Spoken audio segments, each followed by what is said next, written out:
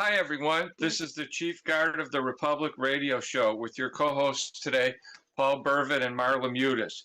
We're on every Saturday, noon till 2 on WRMN 1410, which is the Fox Valley Media Network, streaming live on WRMN1410.com. And voice number is 847-931-1410. Our text number is 505-926-1410. Or contact us in the comments on Facebook Live, WRMN 1410 channel.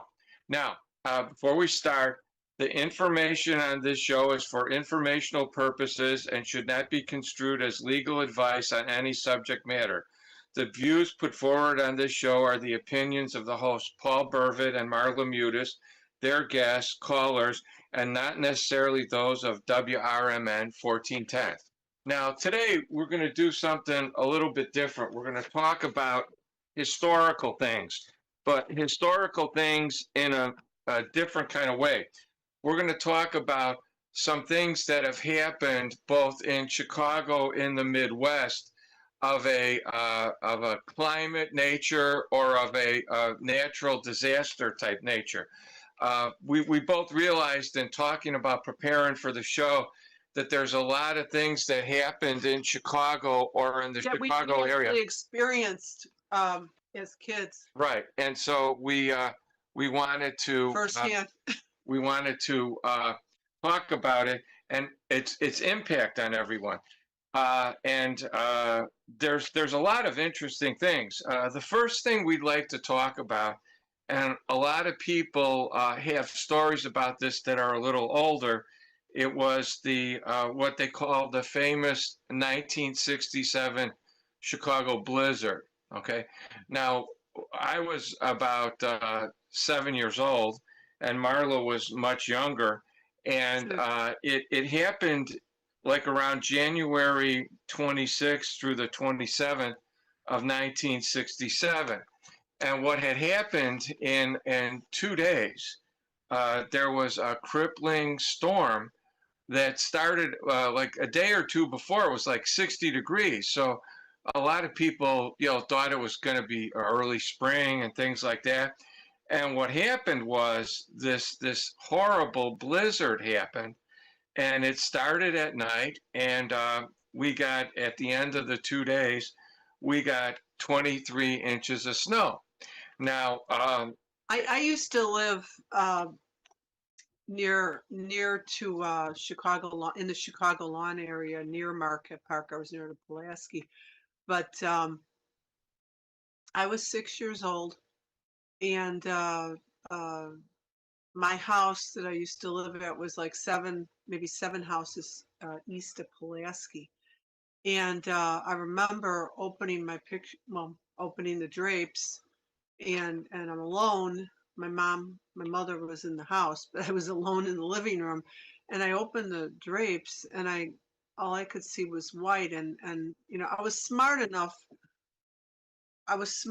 not to run out or whatever, but I did open the front door, and I actually tried to open, well, I did open the screen door, maybe a few inches, and I was able, because I'm small, I'm able to look out left and right and across. And the one thing that really got me, and I remember it to this day, is that it was light out. It was I almost want to say it was sunny, but it was at least bright and light out. And I remember total silence. And that was unusual for me because I lived near Pulaski Avenue, Pulaski Road, I should say, right? And near Springfield, which is the block east of Pulaski. And I remember that there was nothing moving. And it was, whether I looked right, left, or forward, there was nothing moving. No trucks, no buses, no people were out. And I remember just the total silence. And as from a child's perspective, I kept thinking, well, what if we needed help? What if we needed to go somewhere?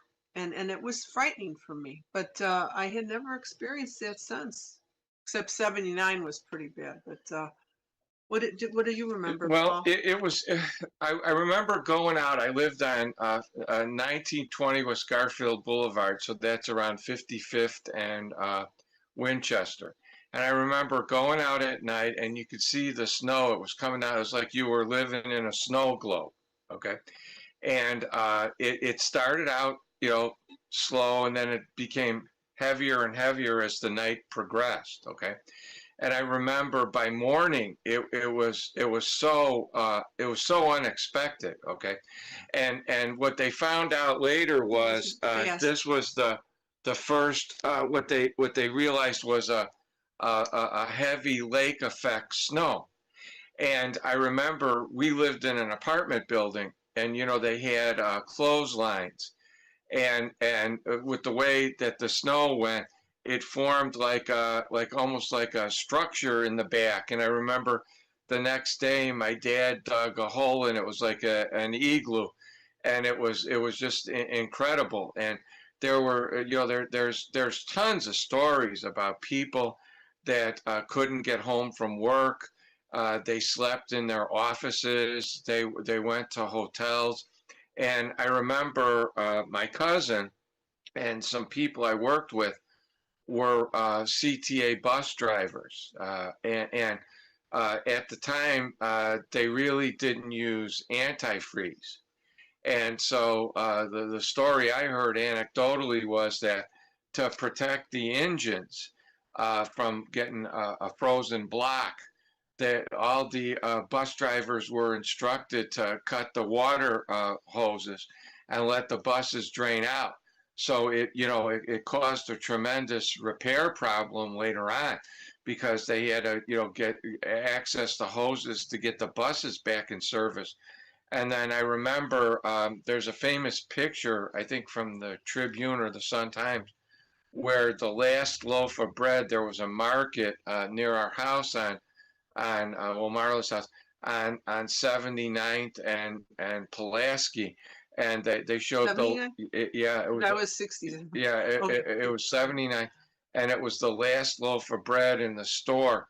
And then there were stories about how snowmobiles were a new thing. It was a new fad back then, and people were using snowmobiles to transport people to either get food or go to the doctor or go to the hospital. And then I remember they had to land the Chicago Fire Department helicopter to take somebody to the hospital. I mean, it was just incredible, and the city was totally unprepared for it. Yeah, they were caught, because satellites were, the big thing was weather radar. It used to be even the radio stations would put ads out. We have weather radar, but it was such an unusual and freak thing that it caught people by surprise. And in fact, a lot of people date things by what did you do during the blizzard? That there were, I stayed home. yeah, I didn't go. everybody pretty much stayed home.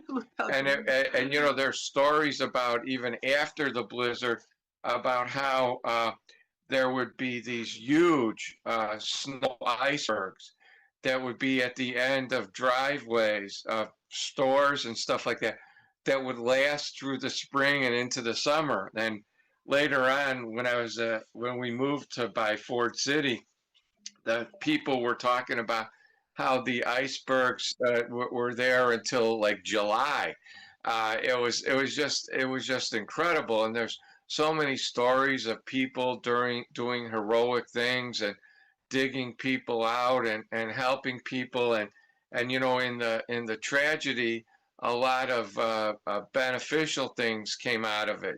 So it was kind of wild. I lived in would you say I lived in a Chicago bungalow? Yes. Would you call it a bungalow? Yes. It wasn't a large one, but I remember when I mentioned earlier, I opened the door.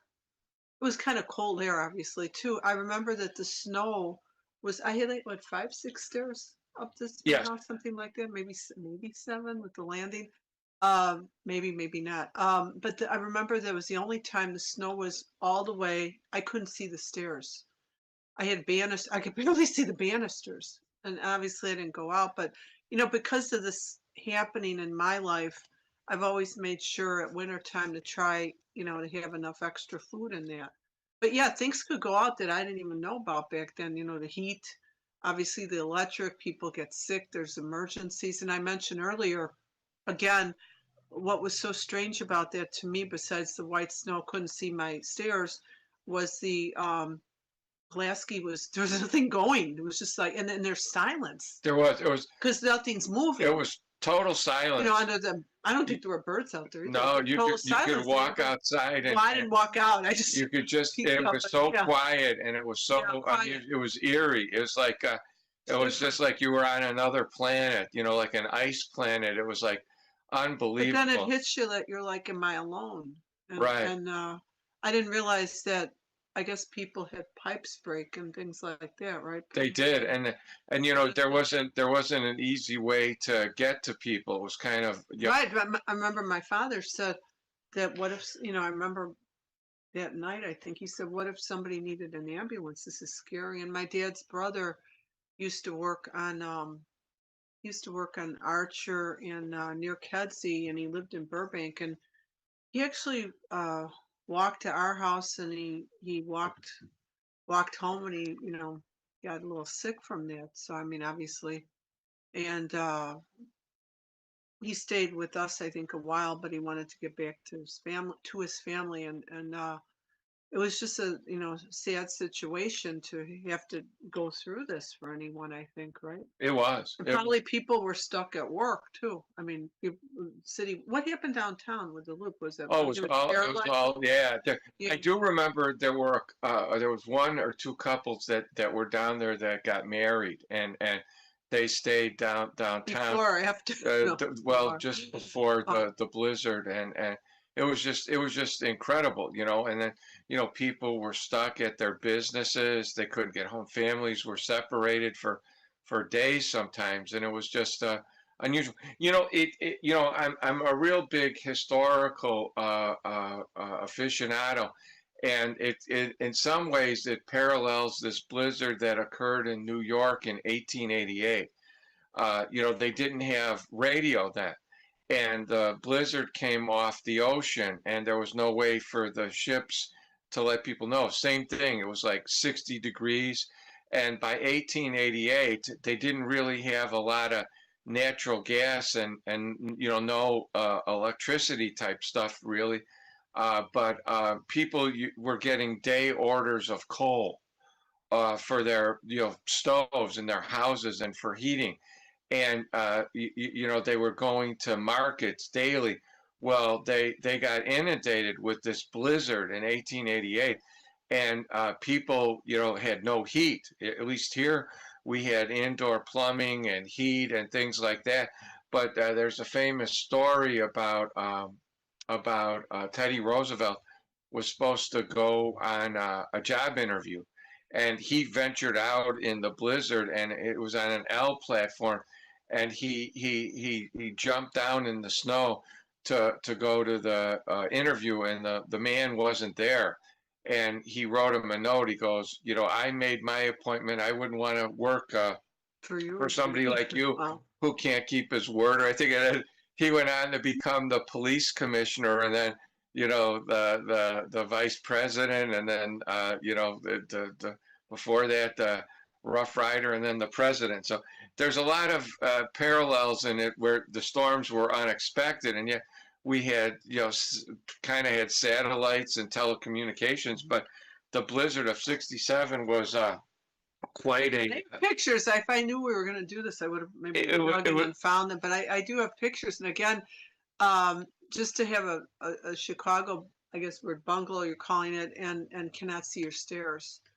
And it's really, and everything was glistening. It was white because no one was really shoveling either, right? Right. Well, Until it yeah, settled, because it kept coming down. yeah, and it was thick, and snow blowers weren't real popular and things like that. It was really rough. If you had to dig yourself out, you had to dig yourself out by hand. Cars were getting stuck, blocking That roads. wasn't the first day. The first day they weren't. Right. The second day, and then I noticed there were cars, but it's in our memories, and it's in Chicagoland's past, I guess. Okay, so now But sticking with 1967, and just about 4 months later was another event that a lot of people in the Chicago area know and mark as a milestone, which was the tornado in Oak Lawn on April the 21st, 1967. Now, this happened at 5:30 p.m. On a weekday, okay? And the tornado hit at first, it touched down 5 miles west of Oak Lawn on 105th and Keene, okay? And the tornado then went on to strike hometown, Evergreen Park, and Chicago. And at the time, I don't know if it's been revised or anything like that, but it was considered to have been a 200-mile-an-hour storm. my mother and I was still 6. I was almost 7. And my mother that day took me to we were going to go to the Choral Theater on 95th and near Cicero. It's torn down now, but it's near where the Walgreens is now, a little bit farther east. But same side of the street. And I remember that growing up, once in a while, I go to the different shows. We used to go to Evergreen Park Theater, and a lot of times we would go to this choral theater, although I lived in Chicago. And I remember I was pretty well behaved, and it was somewhat a nice day, but it looked a little bit like October in some way. And you mentioned this was April. Yes. I remember that day to this moment.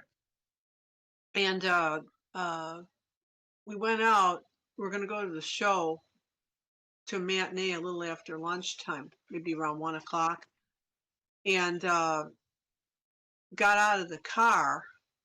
And my mother had forgotten something in the car. She was looking for something in the car. So she probably forgot it, right? And I remember that I was standing there, and as I was standing there, I told her I was cold. And she went and got me, I don't know, something out of the car. I don't know if it was a scarf or something. And I remember she was still looking for something, and it was paper or whatever. And I'm standing there, and we walked near to the theater entrance, and I don't know what happened, but I was facing north, and I noticed that there was a real cold wind that came from the lake and from, I guess now I know it was near O'Hare. And I noticed that the sky was a dark, and it was darker, it was green, and I just had this eerie feeling. And I told her I didn't want to go, and she says, "Why don't you want to go?" I just don't want to go, and I never did that in my whole life that I remember. And we left, and I remember in the news reading about, because we used to watch TV, the evening news, right? I remember that I saw on the news what happened, and my mom's sister lived over, actually, I believe, near Oak Lawn. Um, it's funny because the week before, the Saturday, this was a weekday, right? It was a Friday, I Yeah. believe. Yes. I think the Saturday or Sunday before, we went to a store right at Southwest Highway and 95th. And that area was just starting to be developed in the late 60s. Um, I believe it may be Chicago Ridge, Illinois now, right? Right. And I just remember that how frightened I was, because I watched the news, and I says, we were just at that store last weekend. And it was a grocery. I want to say it was a Jewel, but it may not have been. It was something that was some type of grocery store, like a Jewel or a Jewel. And I kept thinking, feeling and praying for all those people as we go through our lives, and we're in our 60s now, mid 60s, right? I remember, now that I'm out in this area a little more, to shop and whatever, I remember how what happened, and then how sad now it must be for people like us who were kids at that time and lost somebody, or how tragic this was. And the Oak Lawn Library is a great resource. You actually are holding something we picked up. They have brochures on the history of Oak Lawn. I think Ace Hardware, where's that, on 111th Yeah, near? there's a book that's been published Yeah, about they it to have the, it at 111th East to Southwest Highway, right, Paul? yes.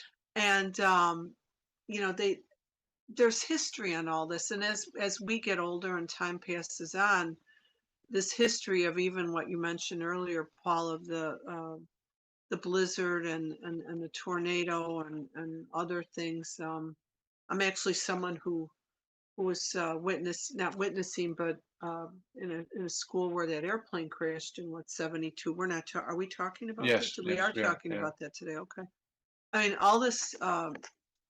I want to call it memorable. It's not good things, but I mean, it's just history that there's still people like us who are alive that lived through a lot of this that could give first testament accounts of what happened. So with regards to the tornado, though, it was Oak Lawn's built up a lot now, but it was horrific. And I listen to or read media, and there's still people that would say, you know, I lost my dad, or my brother and I were somewhere and we lost our house, and you know, I knew people at the roller rink and all. You actually were at that roller rink, right? Uh-huh.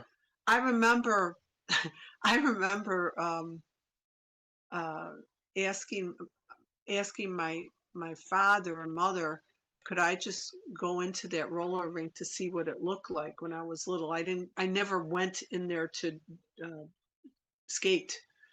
But I remember, like, a couple weeks before, we walked in there and I looked to see what it was like. And you actually were in it, right? Yeah, later, Yeah, yeah, when it much was later. rebuilt. Yeah. But yeah, that was why did this tornado happen? It was just There a was front of, that you said week there was, that week from April 16th to the yeah. 22nd, there was an unusual weather pattern of high humidity for that year, and And again, we were little, so I mean, we were, it, you it know, children. created an unstable atmosphere, Okay. and there And it were started where? It didn't start in Oakland. You said it it started started way on the south. plains, yeah, but Did they have there were destruction, like or yeah, the well, yeah. total occurrence? Was this all in Oak Lawn, and a little bit east, or was it bad out in Plainfield and all those areas? Well, there were 7 tornadoes that day along a 75-mile front from Geneva, Elgin, Peatone, Oh, so it came from Woodstock. north? No, it came all from the west. Okay, yeah. So it was Geneva, Elgin, Peatone, Woodstock, Lake Zurich, Barrington Hills. But I clearly remember, and I'm one of the few people that says it, We're that going to break. it was from the lake and from your hair. We're going to. Okay. We'll see you after the break. Back live. This is Paul Burvitt and Marla and the Chief Guard of the Republic Radio Show, WRMN 1410. So as we were talking before the break, we were talking about the famous and infamous 1967 Oak Lawn tornado. That's a memory to many people. Well, that tornado is claimed to have taken 33 lives. Okay. A lot of those were children, Yeah. badly, Yes, tragically. and there was actually one of the deaths was in Chicago when it went to the skip to Chicago. So the area that got hit the most was the area around 87 to 95th Street, and there was Marla mentioned the roller rink, the theater at the Starlight Drive-In. 95th and Central? around 6400 West 95th, Just so it near would be Central? almost near Ridgeland. Ridgeland? Okay. It had a bench screen. The tornado ripped through the Fairway Supermarket, Fisher's Motel, Sherwood Forest Restaurant, Schutt's Windwood Lodge, the Suburban Gas Station, and the Suburban Transit Authority, which was the Suburban Transit Company, which had a depot over there, and it had 3 buses that were just lifted. I'm talking at the time, 1940s, 50s city buses that were piled on top of each other. My father and mother and I drove uh on afterwards.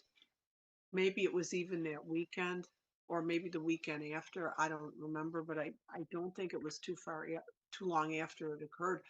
And I actually saw all this destruction. I don't think we went too close to.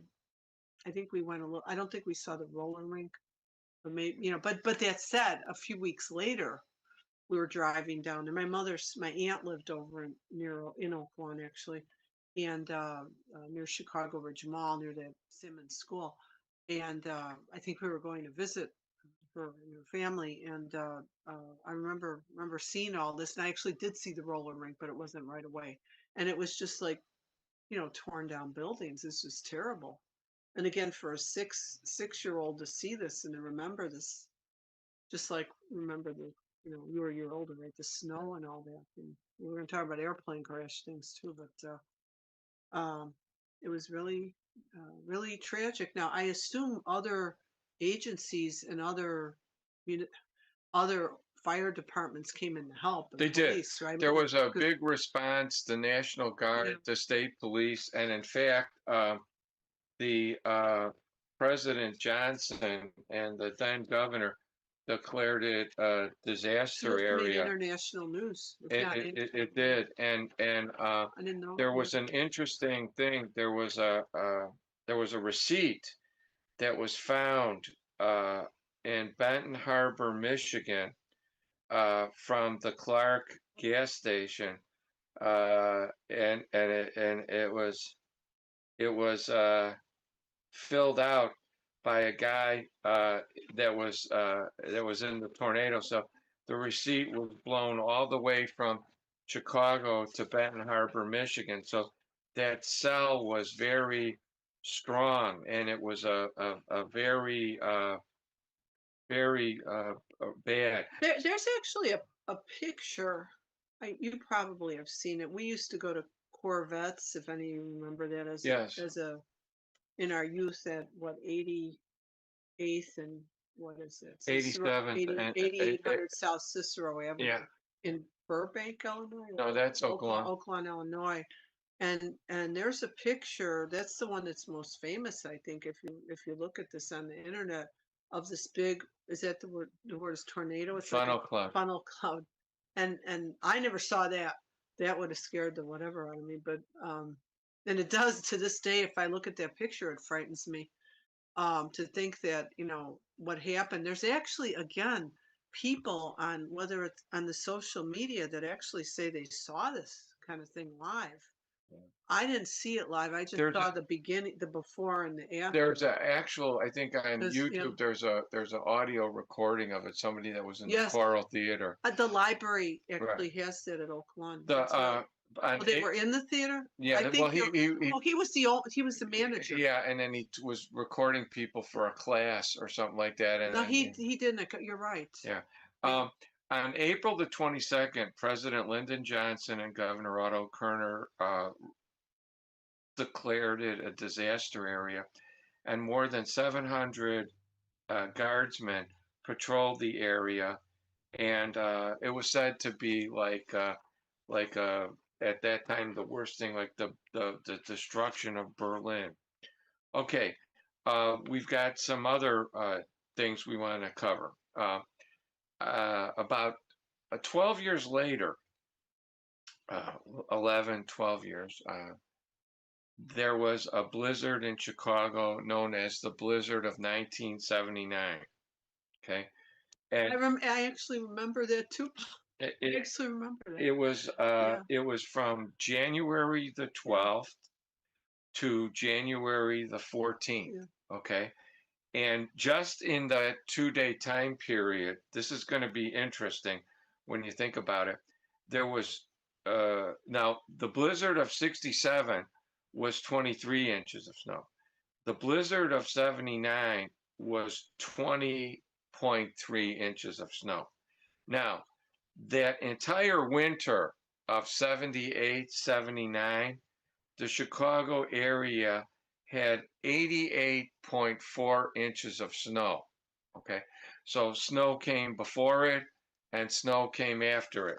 I was busing it to school, and back then we took CTA buses or transit buses. There were not like private school buses. And I remembered from my school, I had to get off the bus and walk about two, maybe three city, maybe four city blocks to reach the building. And I remember thinking that what a good leg workout I was getting. And it wasn't too bad. It wasn't too bad in terms of being outside that you were freezing and you couldn't move. But it was difficult a little bit in that it was high.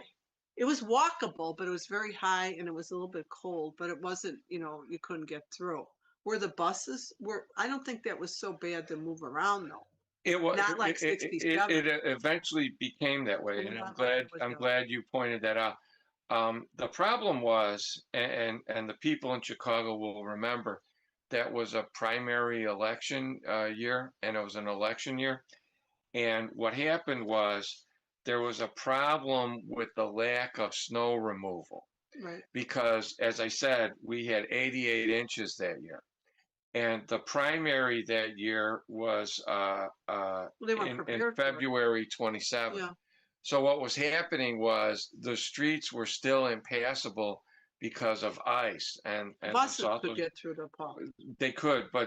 but people were having a hard time, and that lack of snow removal has been cited as one of the factors that Mayor Blandick had lost the election. Okay, and that Mayor Byrne had come in to be the new mayor of Chicago.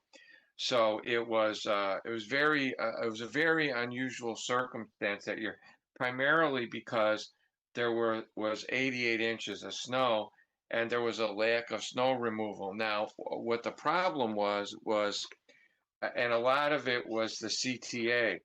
The CTA have trains that have electric motors, and a lot of the motors have open No, spots. they're talking about trains, not buses. Yeah, but trains. The train system. Okay. And there it came to actually happen that they had to virtually replace every single electric motor on their trains within the year because they were all damaged from shortages, shorting and overheating, and it had a dramatic impact on the people and the transportation in Chicago. I mean, it wasn't as bad on the surface streets, but it was on the side streets. The main thoroughfares, if you live near there, that was okay.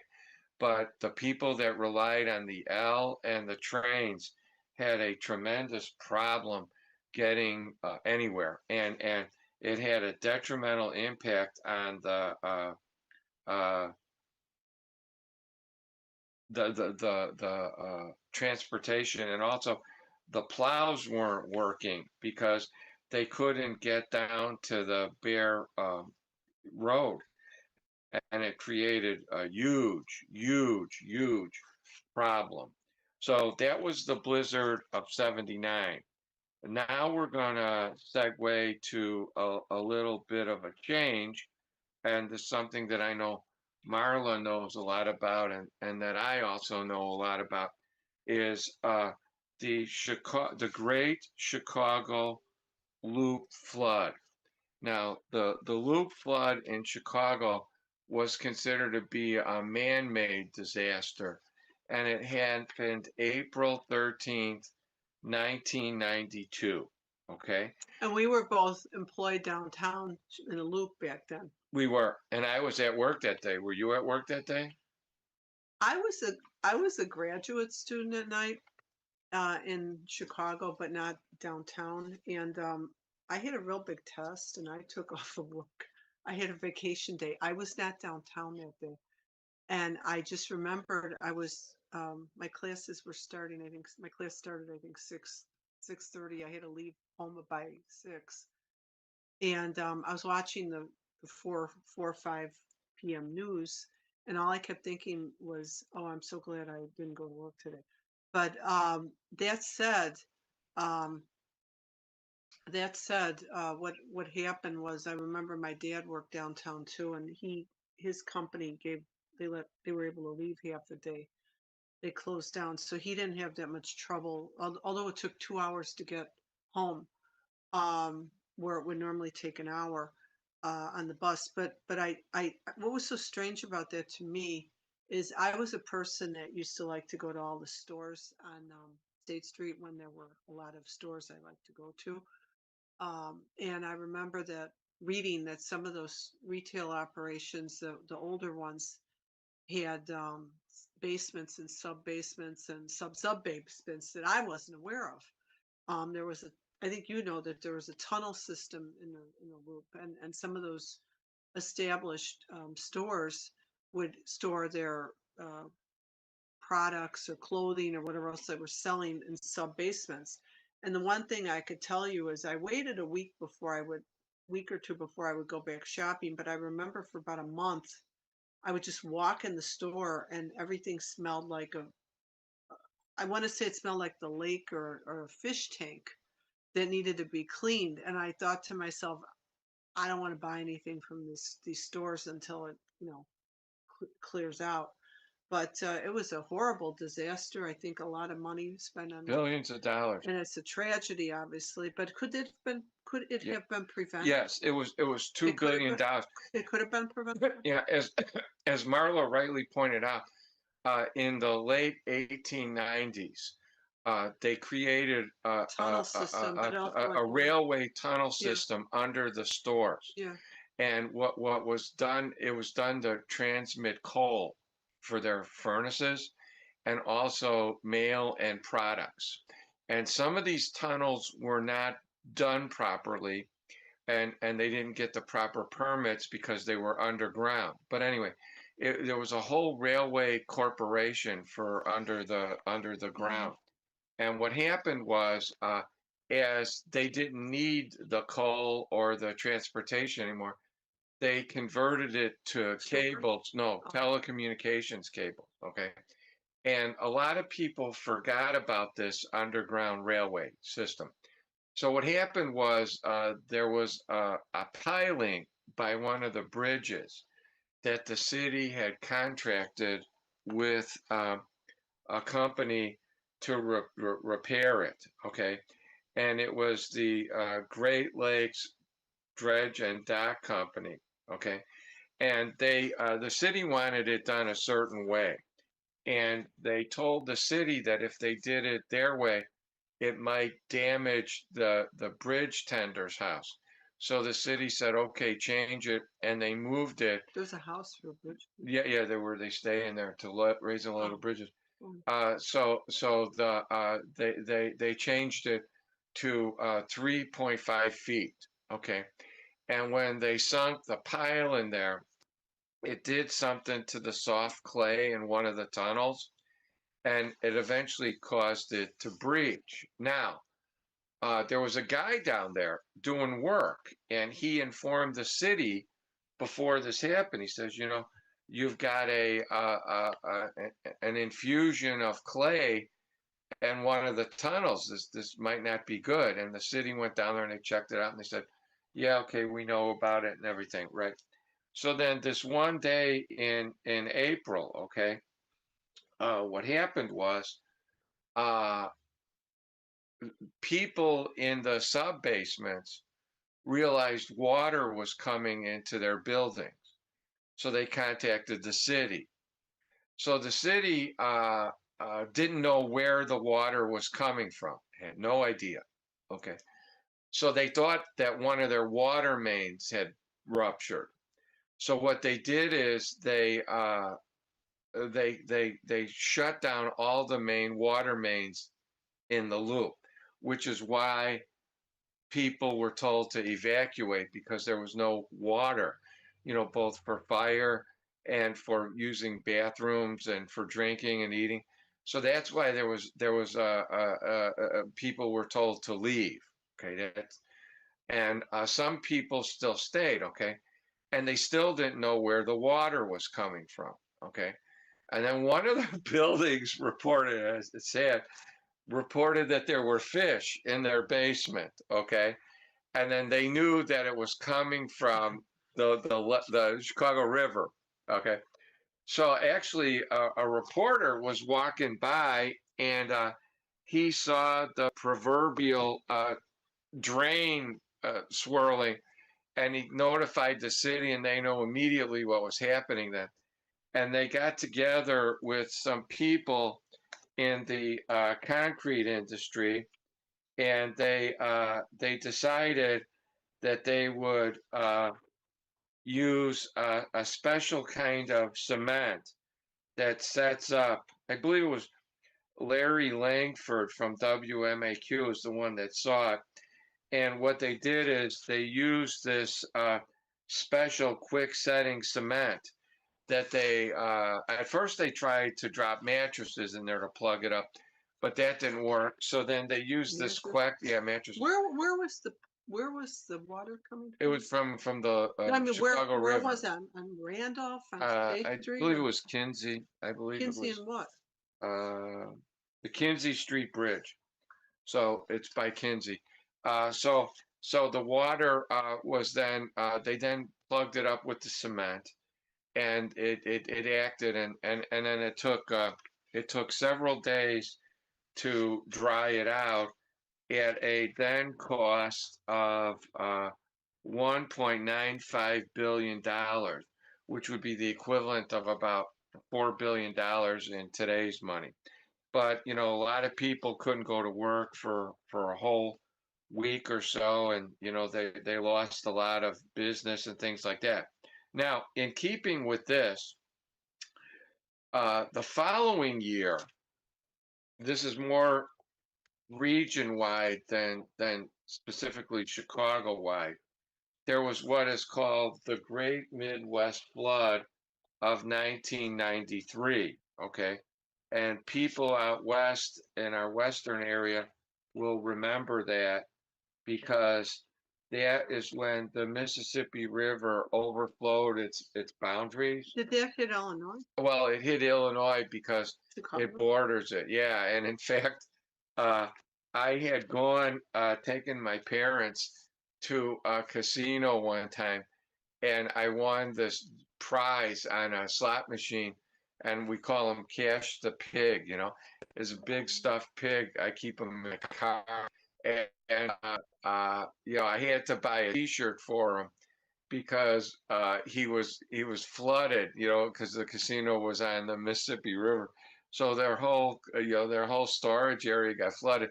So they dried them out and they gave them away as like a gift. So I got this big pig, but he had a water stain on him.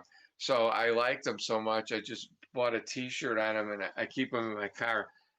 We call him Cash the Pig. But yeah, it was weird because it was like 1 year after the man-made flood in Chicago. This was a natural disaster. Okay, now moving back to natural disasters, we have another blizzard, and that would be the blizzard of 1998, 1999. And the reason why I say I remember two in a row. I don't remember the year, but I do remember. it started. It was busing at downtown that time. It started the night before, Yeah. like on New Year's Eve, and it went into New Year's Day. For those people that lived in this metropolitan Chicagoland area and had to take a bus to work in the Loop, you remember because you had to trudge through it, right? Right. Walk through the. I was, yeah. And it was both ways. It was quite the event. Now, what's really interesting about it is, and we kind of talked which about year, 98, 99? Yeah, it was really January, but actually, all right. But what's really kind of unique about it is, again, the snow totals. Okay, the snow total on this one was again now 21.3 inches. Okay. And so the other ones were 23, 20.3, and now we're 21. Well, this one was 21.6 inches. So we're back into the 21 inch over a 3-day period. So, Okay. word of the wise, obviously, if you're going to be living in this area, you need to have extra, clothing and boots and Oh, and everything, because some you never food know. or something, Right. and To this batteries day, Paul, I charged, keep, flashlights, things like that. you probably do too. I keep reserves. I always stock up before, winter starts, because I know I may not get out to the store as easily, or the store may not have anything, right? Right. It's we always take things for granted now, some people, and you can't do that. So, See, how did your dog fare in the winter? He was able to, in the hot, but he had a larger dog. Your dog was how big? 40 pounds? yeah, he didn't. No, no, he was like 100 pounds. He Oh, didn't wow. go. He just went out and came back in. He didn't play in the snow that much. I mean, he when he first saw it, he'd run I around. had an 8-pound Maltese, and he would we'd have to shovel a little path to the tree or the backyard, and let him out. He liked his little thing we set up for him. I'd like to Shovel for give him. a shout out to Jeff and also Cleveland Dennis is responding that he remembers seeing the news video showing repair workers dropping mattresses into the Chicago River. You're right, Cleveland Dennis. I actually was down there when they were doing that, which was kind of crazy. I worked in the state of Illinois building, and we were one of the buildings that had the fish, and Did you see them? oh yeah, and then we I Were they little or big? yeah I did. Hi, everyone. This is the Chief Guard of the Republic radio show with your co-hosts today, Paul Bervin and Marla Mutis, every Saturday, noon till 2 on WRMN 1410, the Fox River Valley Media Network, streaming live on WRMN1410.com. The studio number is voice 847-931-1410. Text number is 505-926-1410, or contact us in the comments on Facebook Live, WRMN 1410 channel. We left off talking about the blizzard of 98, 99, which was 21.6 inches. Okay. Now, there's two blizzards that happened almost on the same day on the calendar, but different years. The first one is in 2011, the famous Groundhog Day blizzard of 2011, which was a 21.2-inch blizzard, again, in Chicago. Now, what's interesting about this blizzard is that it started again on the 31st of January, and it went all the way through till Groundhog Day. And on that day, you remember this if you lived here, there were 700 people in cars that were stranded on Lakeshore Drive. I had to go to work, and I wasn't working in the loop back then, but I used to drive to work, and I had to take the bus all those days. I'm glad there were buses available. But I clearly remember trudging through, and I only lived 7 houses from Pulaski, so I had to, I just had to make it east of Pulaski, so I had to make it to Pulaski, and then I was smooth sailing but you think back then what you could do, and I think if I had to do that now, it would be really, as I'm older, difficult. So I could imagine the trouble people had, especially people that, again, I was nearer to the bus line, and there on my block there were 4 or 5 blocks east of me that they'd have to trudge through all that, and not everybody shoveled their sidewalk and whatever. So I mean, we got through it. It was fine, but I clearly remember it. And do you remember, Oh, Paul? I do, Yeah, because you I were remember downtown probably. I Right? was, and Yeah. I was coming home, and I had to go to court out west, and my friends were telling me don't come in, but I went in, and it was horrible driving home, and At least your car worked. what I Right? remember was though that the people that got stuck on Lakeshore Drive, I remember that. the Yeah. buses kind of got jammed up, and people couldn't get off, and they knew it was coming for several days before, but there was no one expected it to be like that. And my dad was alive, and I remember it took me 45 minutes to get from around State Street in my car to Halsted. When these snow blizzards happen, because I have a feeling some of these dates you mentioned, especially in the 70s and 80s, when I was working exclusively in the loop, and most of the time taking the bus, I remember days where I'd have a 40-minute. Well, it used to take me about an hour to get home, maybe 45 minutes if I was lucky. And I remember those days I would be getting home like 11 at night, and it was just like for 4 hours on the bus. Uh, you're stuck on the either on the Archer Avenue or on the Stevenson Expressway, and then once in a once in a while the bus drive they would be told to divert to another street, and you may not even know where you're going, and they wouldn't have the normal route, and so people like us. Paul usually got out of work earlier though. He would come to work real early. I was more standard hours, and you'd have to come home 10:30, 11, and do it again in the morning and leave early. So I mean, it was uh it was memorable. I think a lot of people now don't have to experience something like that, but we did.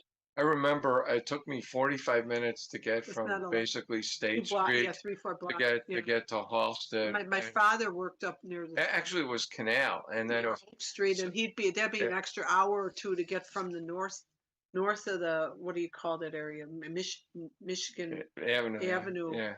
area to get to the State Street. So it was It was, really, and I remember I called my dad and he didn't answer the phone, and I was worried, and I I, called him, and it took yeah, me another 45 minutes to get to yeah. Western, and I finally picked the phone up and I said, "Were you outside?" I was yelling at him, and then it took me another hour to get from Archer and basically Western to my house. I was in the car for 3 hours that day. I've done more than 3, but it could happen, And then and you're like, why didn't I go into there was another just, blizzard, also again, in January to February 2nd in 2015, and that too was 19.3 inches. So, I remember that one our too. blizzards traditionally are 19 to 20, 21, 23 inches. And that was again on Groundhog Day in I 2015. Now, remember that one. I was retired, so I was I home, wasn't. I was working. and I remember that. Now, we're going to make a little bit of a transition here to something also kind of meteorological, but not necessarily the same. Okay.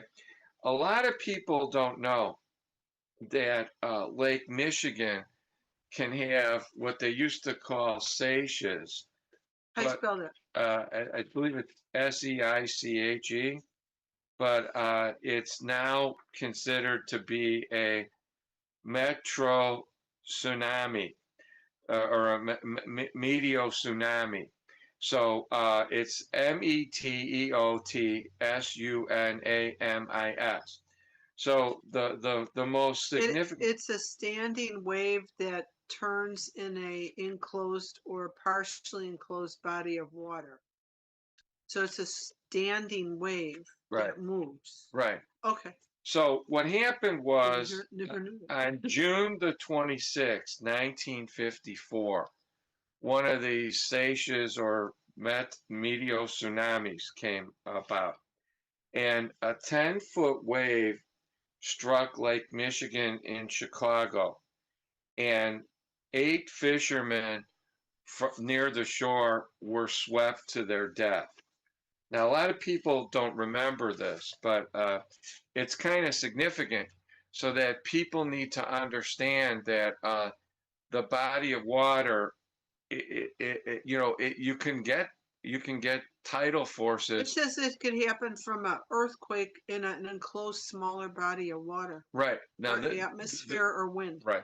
This one was from the atmosphere, but you can get an earthquake Pressure change. because the lake is like a bathtub.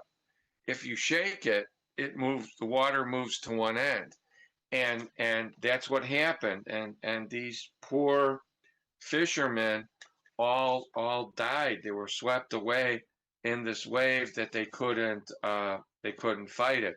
And that was on June the 26th, 1954. Now, that's important because I want you to remember that year. So my dad got on the police department that year, and he always told me about a story about this great flood of 1954.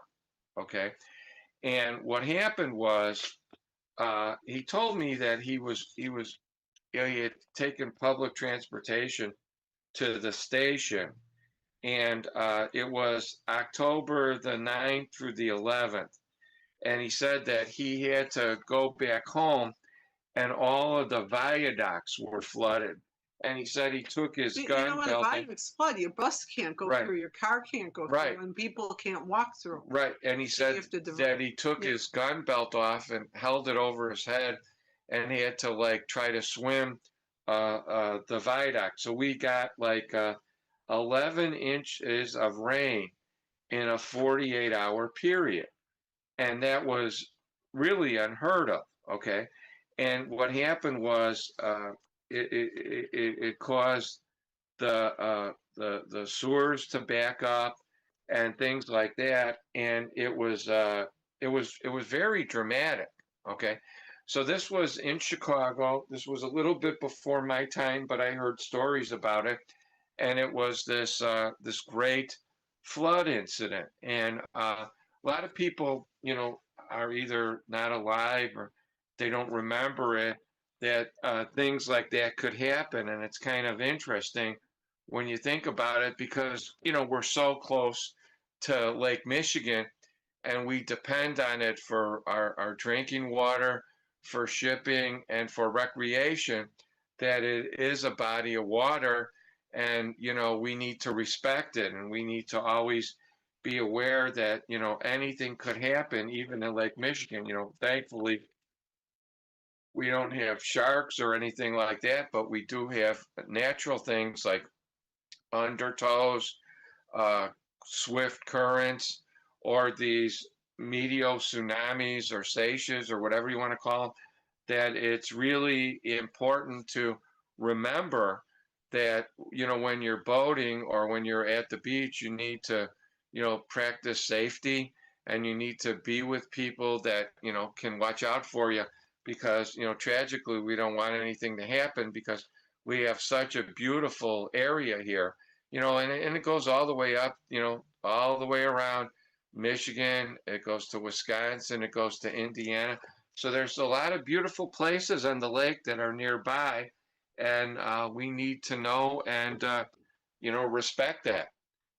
Did you have anything to say about those? Why don't you continue on and on? Okay. All right. Nothing more really. No. The last portion of the show today that I like to talk about are not like weather related or man-made meteorological related. I'd like to talk about some tragedies that happen. And what we're talking about is plane crashes. Okay. And, there's Chicago's got an unusual history with planes. I just like to point out that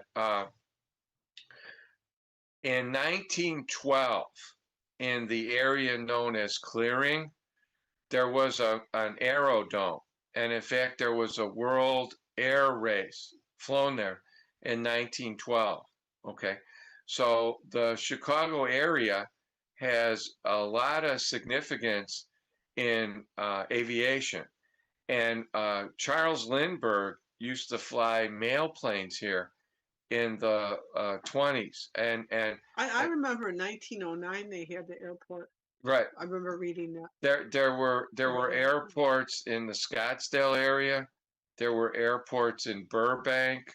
There were airports, yes, and there were airports in Bridgeview, Illinois, and then there were airports in Crestwood, and there were airports all around here. And it was, Chicago was a big hub for aviation, and the big thing was Midway Airport. Now, Midway Airport is kind of unique. It's one of the few airports now that are within the actual city limits. Okay. It's actually within the city. Okay. And, it's 1 mile by 1 mile, and it's right in the city. I mean, my whole life, I've always lived in pretty much the shadow of Midway, except for a couple of years when I lived in Mount Greenwood. I've always lived either near or in a path to Midway Airport my entire life. Okay. So the first thing I want to talk about was something that my dad told me about. My dad was, I think I mentioned this before, was a Chicago police officer, but for a short time he was a detective. They used to have station detectives and things like that, and he was a detective at one point in time assigned to Midway Airport. Okay, and on July 17th, 1959, there was a kind of a significant accident that occurred, and a lot of people talk about it. It was a twin-engine Braniff airliner, and what happened was it was coming in for a landing, which at the time I believe was on the northwest corner of the airport. It was coming in, and there was a gas station across the street, and it clipped the landing gear, kind of clipped a 15-foot high electric sign over the gas station. Okay, and what happened was the plane came down, and there was a crash. 22 people were killed, and 21 people were injured. Now, this is at Midway, around which street? In the 50s? Yeah, it was around 55th and Central. So the plane was coming in, and it was a Convair. I believe it was a Convair 340. I might be mistaken. I've heard of this one. And then it crashed. And they said that there would be a more significant loss of life had it not been for the airfield attendants, the police, and the firemen who got there right away.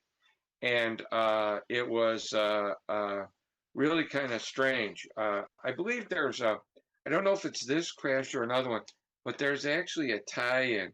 One of the people that was involved in this crash or something like that was also, I think, one of the victims of the Oak Lawn tornado. I know I read. I remember reading this. I remember there was some publication that mentioned that. But yeah, this was a major thing. It was called the July 17th, 1955 Braniff Air crash. Now, also in the 1950s, and my father mentioned this to me too, was the famous TWA Flight 595 crash. Okay. Now, this was a TWA cargo flight that was operated into Chicago, and it was what they called a Lockheed L1049H Super Constellation. So the Lockheed Constellation was considered to be like the, hey, shout out to Mike, he's listening in Alabama. So hope you're doing well down there. So what happened is TWA ran this a super constellation. And actually, at the time, this was a constellation became one of the original Air Force Ones for the president. It was a 4-engine plane. Actually, you see it if you ever watch the end of if you ever watch the end of the can't think of it now. The movie about the 1960s with Ronnie Howard and all of them, the American Graffiti. That's the plane people took. This was the major plane for flying across the Atlantic and stuff like that. Well, this one was operated as a cargo flight. So it was the number 2 engine. Shortly after departure, they got a warning light. Okay, so they requested a turn back, and on their final approach, they banked excessively, and they exceeded the 45-degree angle, and they sank rapidly. And at 5:35 a.m., they landed on a residential area a quarter of a mile away from the airport.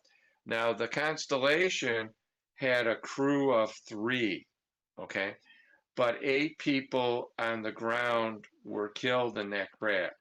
Now, that might have been the crash that I'm thinking about for the guy from that also had a connection to the Oakland tornado. But so there were 2 significant crashes at Midway, okay, that had occurred in the late 1950s, which were kind of, they kind of were kind of concerning to people, and there were changes made regarding them.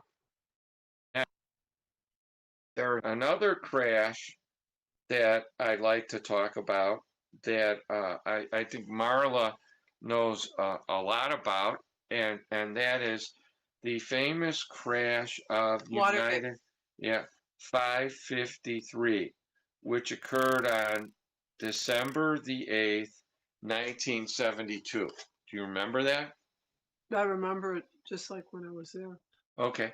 You want to, you're I don't kind of, know a real lot, but you're kind of an eyewitness, so sort of. you want to, and then I'll tell you an eyewitness testimony of a friend of mine who's now living out of state, and then I'll tell you my story about it. So you want to tell us what you, Did that happen? Like it was in the late afternoon, probably, 1, uh, 1:30. I don't remember, I was in just before school would get out, I I was believe. in public grade school, and I was at a first floor classroom, and my classroom windows faced south, and I was facing west. And I remember my teacher, and my teacher had half the window shades down and half were up by him. And my teacher was instructing, and then all of a sudden, and he was a person that was always very straight faced and not a lot of emotion. Um, and I knew him for, since I was in school. I delivered the 7th grade, as I mentioned.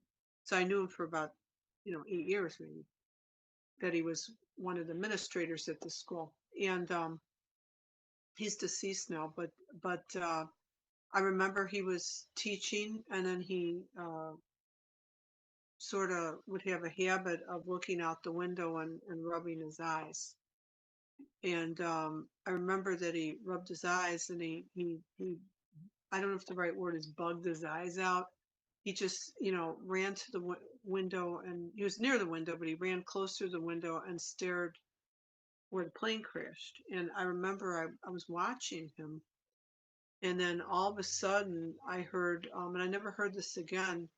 I heard it was from behind me, like a teacher was there. The plane crash was over there in the 70s, 7000 south. And I was only 2 blocks away from the crash because they were trying to land in my school lot. And they didn't make it. And I guess what happened, I do remember though, I heard I heard a large boom.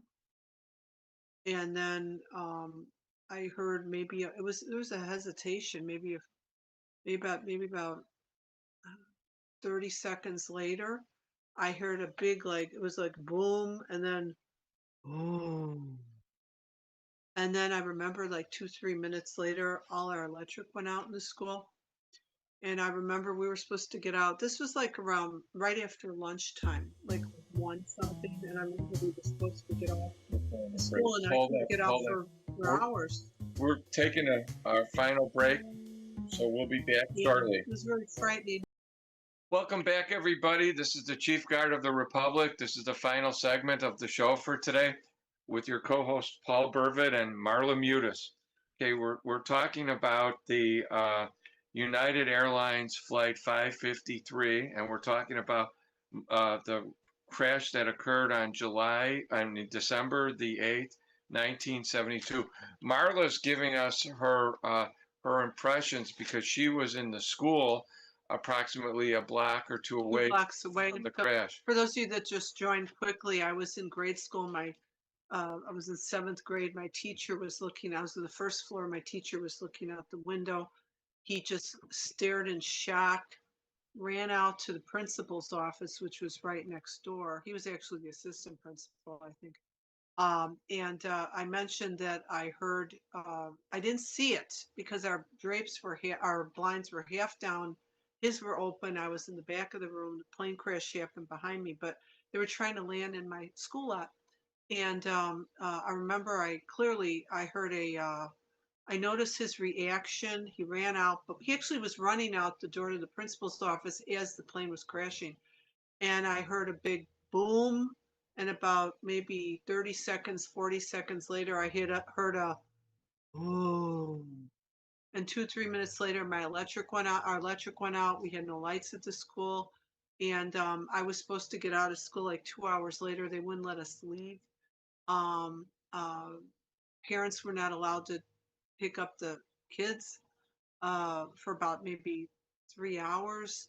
And my father worked downtown, and he was afraid because you don't know. Back then, we didn't have the media.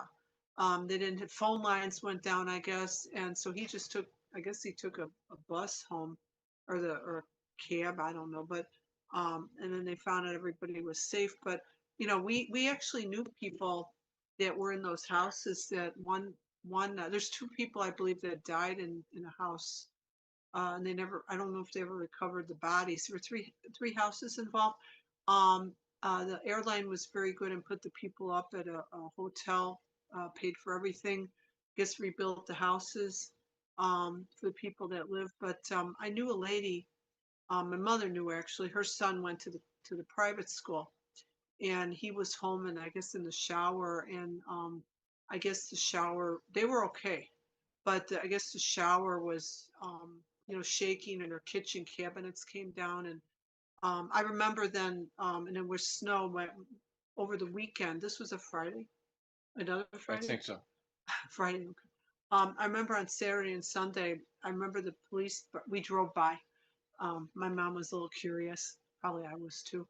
And we drove by and we saw all it didn't go away right away because of the weather conditions, and obviously they had a monitor or do a crime.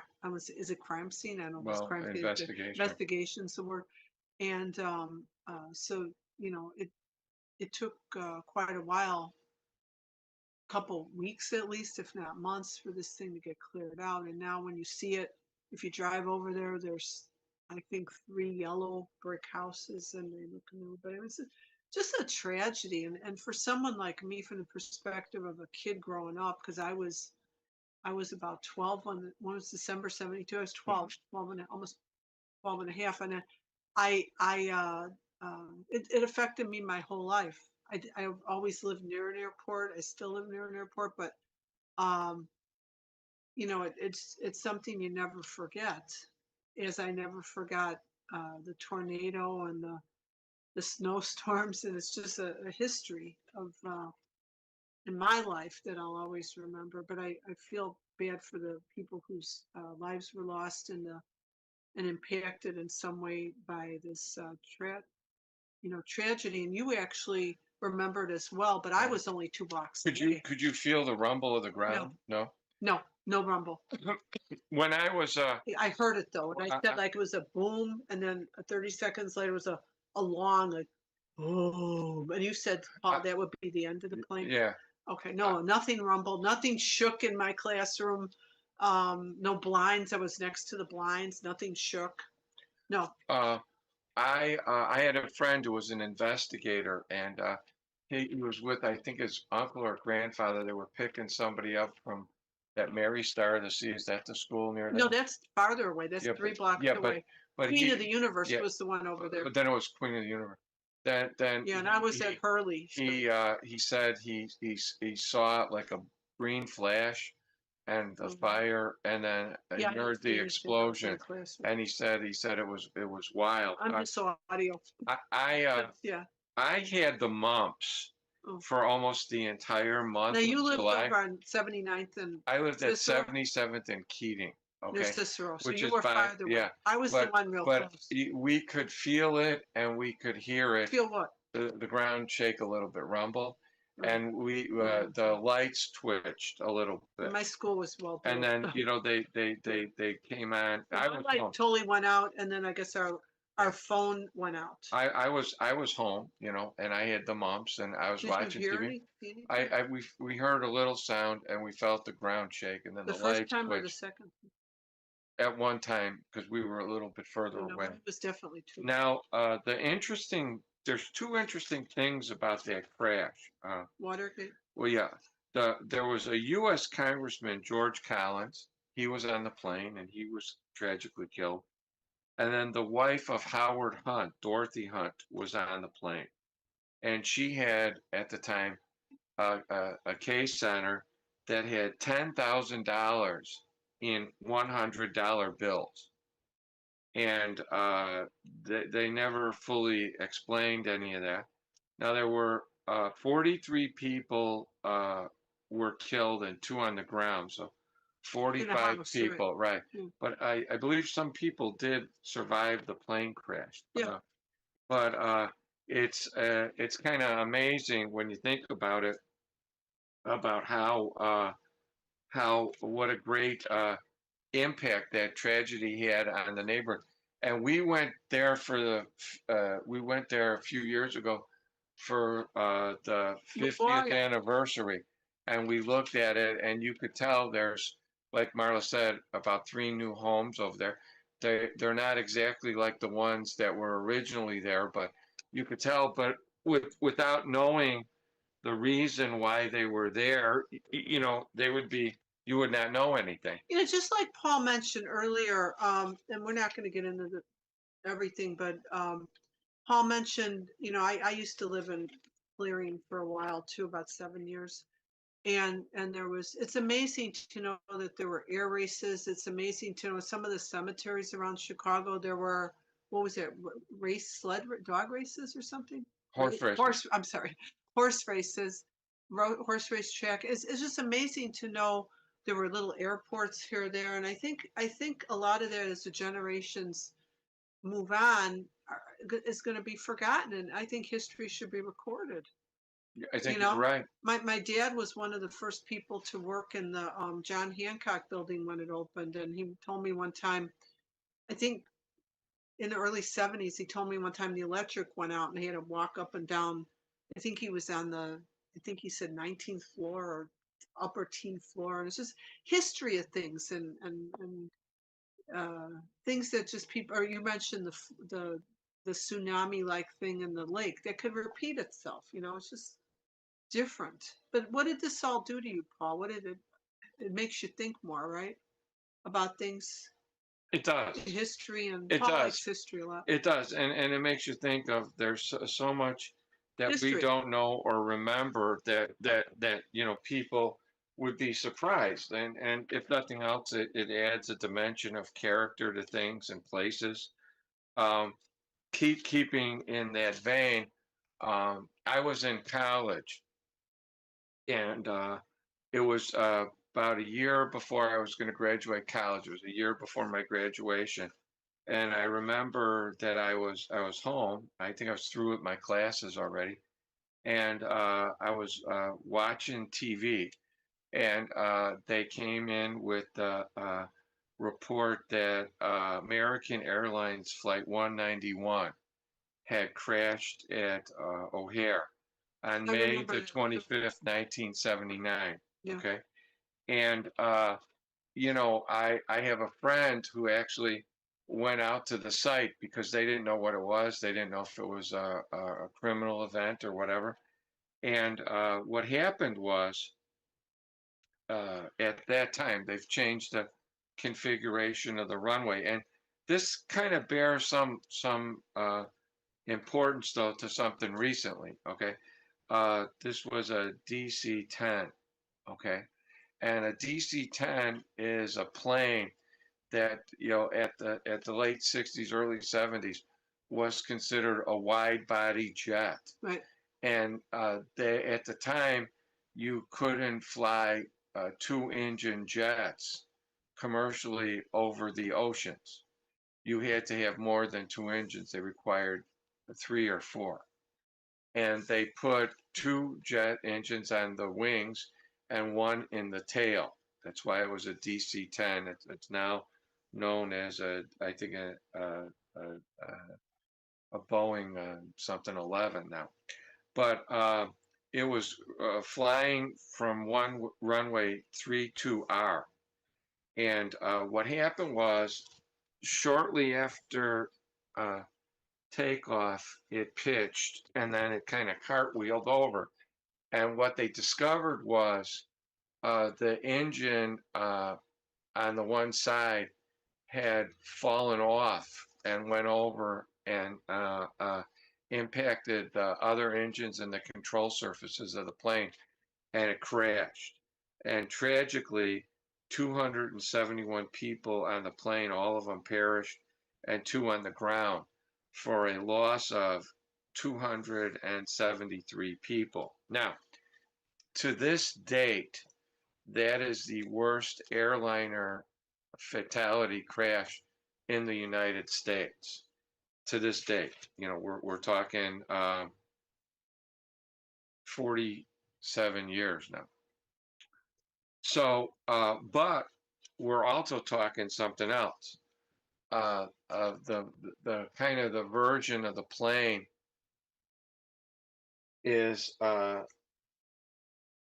still being used as a cargo hauler by FedEx and by Global. Okay. And they were using them on UPS. And recently there was a very similar crash, I believe in Louisville, and the engine fell off and it went into the the engine in the tail, and then it caused the plane to crash. So there's a current stand down order on these airplanes, but What do you mean by stand down? that means they can't use them. Okay. But what's interesting about this is FedEx still plans to use these into the 2030s. They have currently, there's 131 of these that are airworthy and flying, and FedEx has 116 of them, and this Western Global has 15 of them.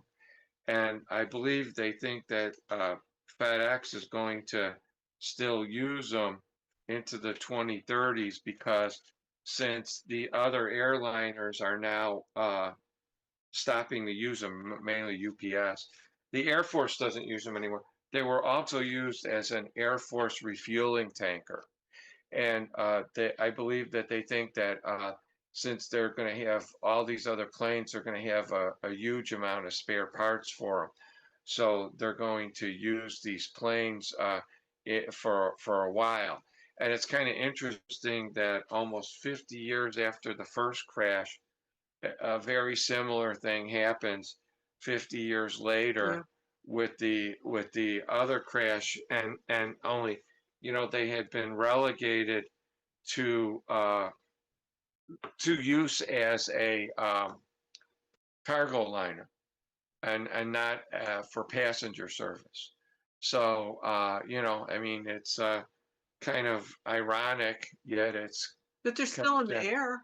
Well, there's none flying right now Oh, okay. because they've recently, I think, given an airworthiness directive on what has to be done because I think they know that some kind of bushing gave out. I saw a report on that, but it's kind of amazing that a plane from almost 50 years Mhm. ago crash. Mm. The same thing results in a crash almost 50 years later, and it's kind of amazing.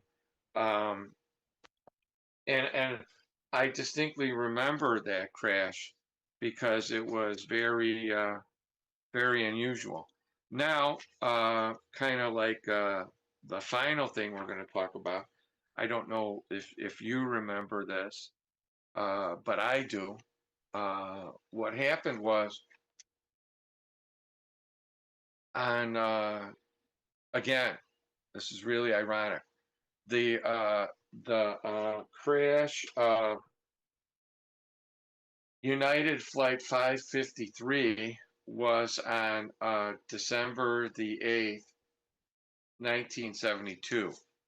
Well, at Midway Airport on December the 8th, 2005, there was another airliner crash. That's a little bored. Yes. I do And remember. and I was actually coming home from work, and I kind of saw a little bit of the aftermath of this. There was uh, there was a little there was a family driving, I believe, on Was that Central Avenue near 55th Street, which is ironically the same area as the crash of the Convair. Okay. And that was July 17th, 1955.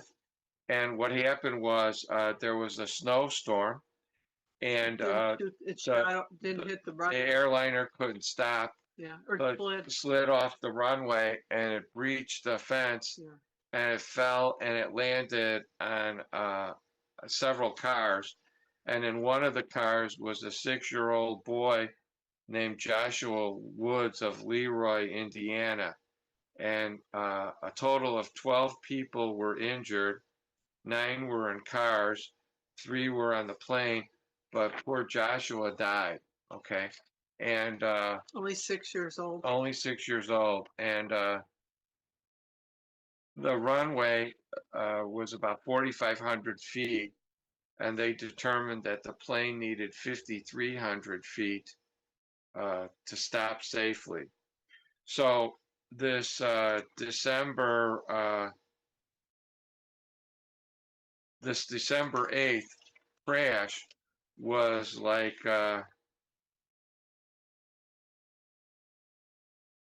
on the same anniversary as the 72 crash.